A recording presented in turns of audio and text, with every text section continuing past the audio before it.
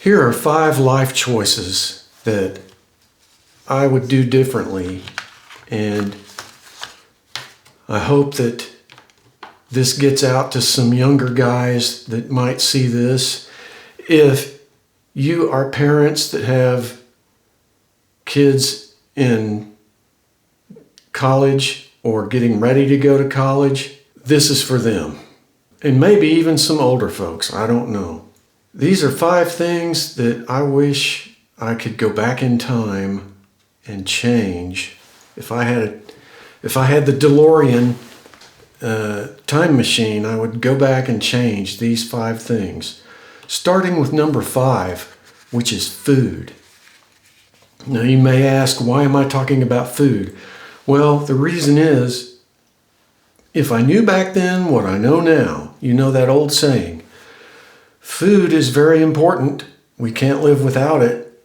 But what I'm trying to say is, when I got old enough to leave the nest and move out of my parents' house, I should have done this first as far as food goes. Mom always did most of the cooking in our house when I was growing up. She grew up working in a bakery and she knew how to cook, and her food was just the greatest. I'm sure a lot of us guys say that about moms, right? Her food was so good and I took it for granted. Here's what I should have done. I didn't learn from her how to do it, and I should have. I should have paid more attention to what she was doing in the kitchen. I should have taken the time to be with her, work with her to teach me how to cook, and write down all her recipes so I could take those with me when I moved out of the home. That is one of my 5 biggest regrets. I didn't realize, even over the years, when I went back to visit them and enjoyed my mother's cooking, just never occurred to me I should spend time with her and learn how to do it the way she does. Because someday I would not ever be able to eat that kind of food again, at least not cooked the way she did it. I wouldn't be able to do that. I just didn't think in those terms back then. And back in the 60s and 70s when I grew up, cooking was not a guy thing at all. It was looked at as only women did that sort of thing back then. So that's probably why I overlooked it. Because back then it was kind of frowned upon if you were a guy and doing the cooking. But now look at us now, 2025, and all these famous chefs on TV, they're multimillionaires. Who would have thought? I didn't, not way back then. So that's number 5. Number 4 is furniture. If I knew back then what I know now, I would have never wasted so much time and money on buying furniture that I really didn't need.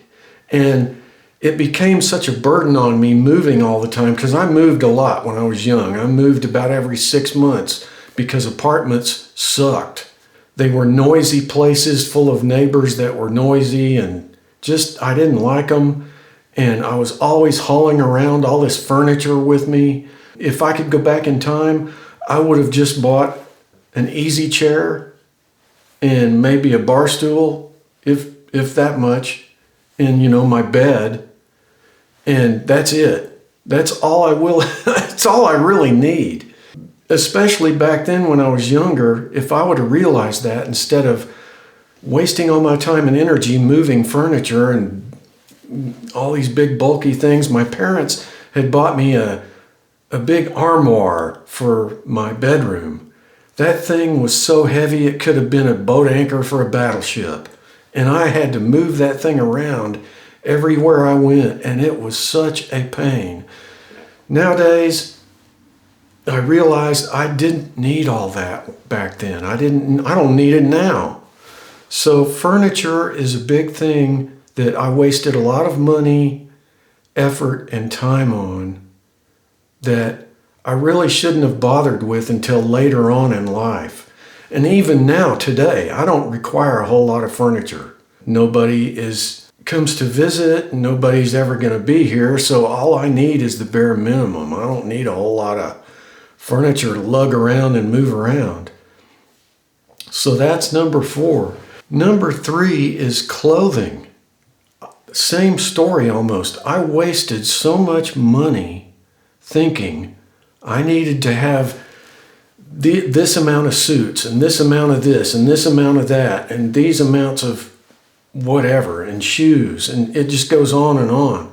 If I was young today, if I was just getting out of high school or going to college and just getting out on my own, I would look up these videos on YouTube about capsule wardrobes, and I would just do that as a guy. I don't know about the girls, but the guys, that's all you need is just the bare minimum essentials to mix and match with and just live with it. Don't be worried about you're going to need this for job interviews, you're going to need this for, this and that. One suit is all you need. I used to waste so much time and money on clothing, and a lot of it was because clothes don't ever fit me right, ever. So I had to even spend more money going to get them tailored and fitted to me to be able to look halfway decent. And so don't fall into that trap. If I could go back in time and change that, I would have just gotten a bare minimum wardrobe that I could mix and match, one suit to go to job interviews and church and whatever special occasions I ever did in them, because I hardly ever wore them. Guys like me don't even really need a suit. So that was number 3, was clothing. Number two on the list, which is a big one, is transportation. Cars, motorcycles, whatever gets you there to your job and back. If you can take public transportation, I would do it, because cars, especially new cars, that's a trap I fell into, was buying a new car every 5 or 6 years, when in reality I could have drove it for a long time without ever having to get another vehicle. But I always thought, and I don't know who put this in my brain, but I always thought once a car hit 100,000 miles, it was going to start having all these problems, and I didn't want to deal with them, so I would go get a new car. Bad decisions. Bad. Don't do that. Don't do what I did. If I could go back in time to change this one, I would always buy a used car that was just enough. If I could get away with buying one for cash and it ran good enough, I would do it. Because you look at all these rush hour traffics in these big cities we have now. You look at all that traffic and all that bumper to bumper stuff going on that you're sitting in each morning and each evening.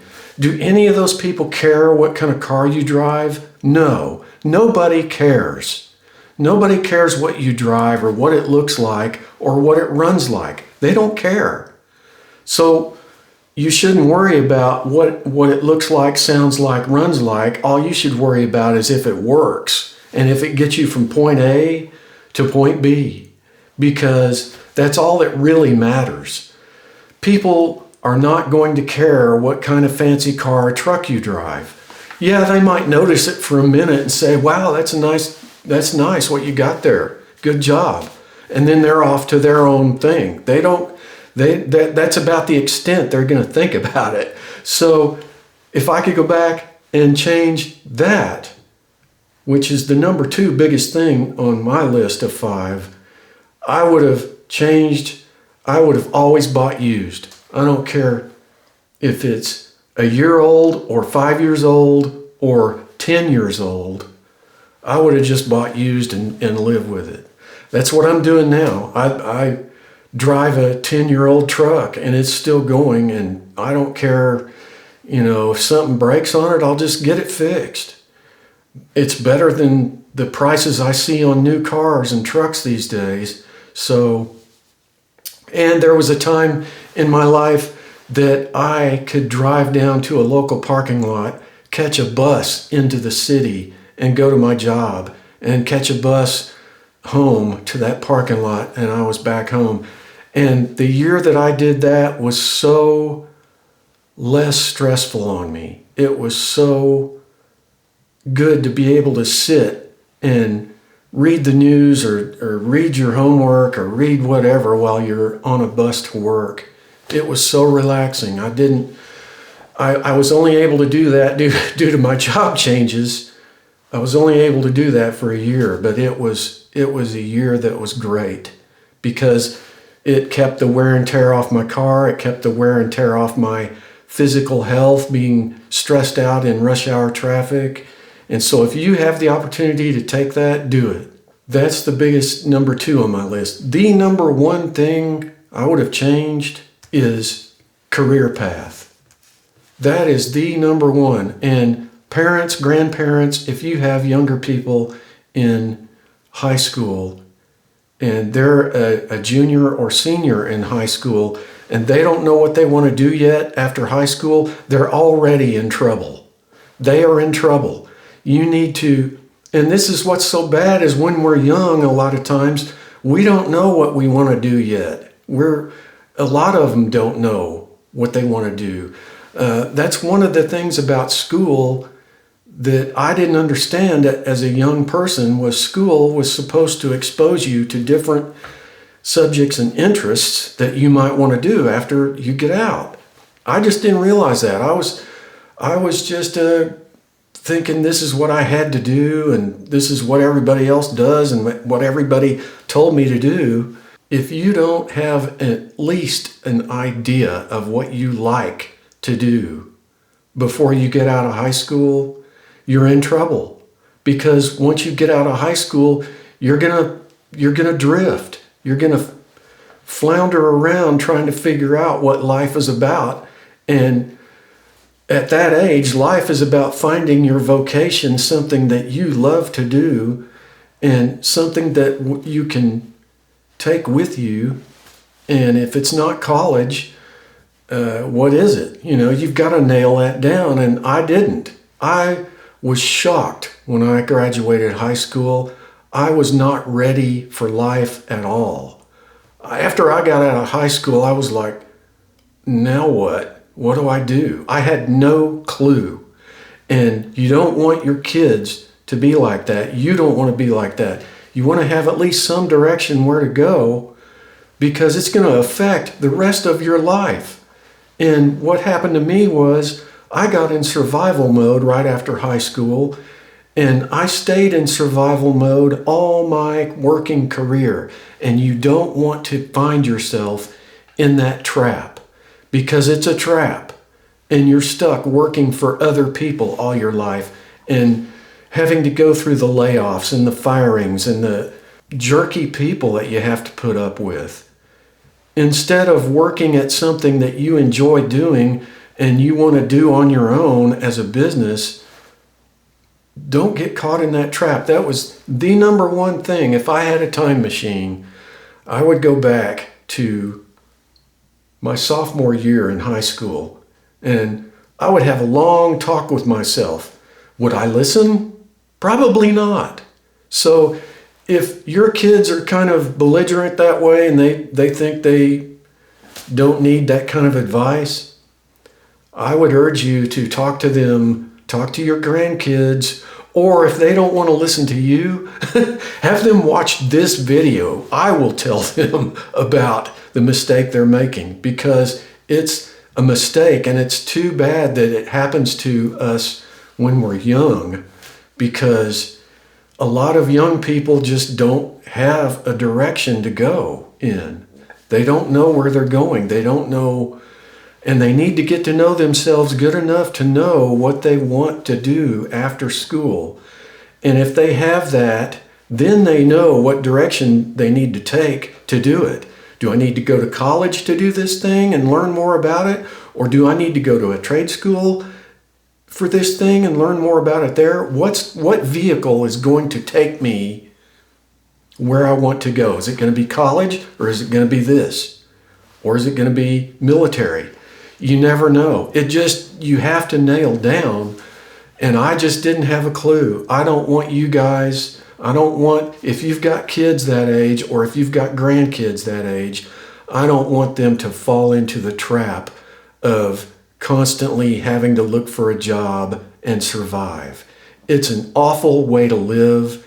It's a trap, and it's stressful, and it will take years off your life. Believe me, it will. So those are the 5 things that if I could go back in time and change, do it differently. Those are the 5 things I would change. What are your 5?